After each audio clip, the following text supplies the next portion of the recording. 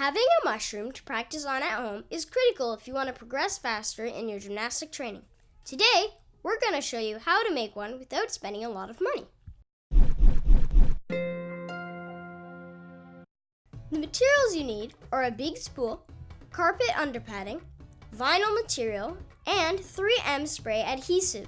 You also need assorted woodworking tools for sanding, cutting, and stapling. To start with, we cut off 1/2 inch all around this edge of the spool, so the top has a diameter of 23 inches. We used an electric sander to take any wood splinters off the top and around the sides of the spool. If the nuts or bolts are protruded above the surface, grind them down. Cut the carpet underpadding with various diameters. Ours were 8, 12, 14, 18, 20, 24, and 28 inches. Glue these together using a spray adhesive, such as 3M adhesive spray.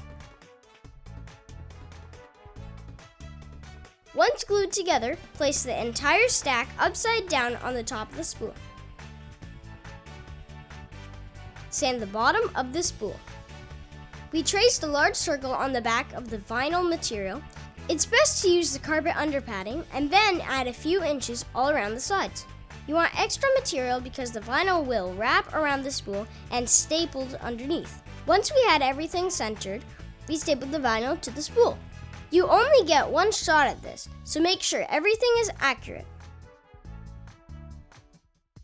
We added a sheet of corrugated plastic and cut it the size of the bottom.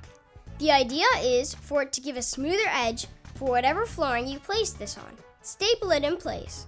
We also added vinyl to the bottom to give it a nice polished look and to help it grip so that it doesn't slide on the floor. That's all there is to it.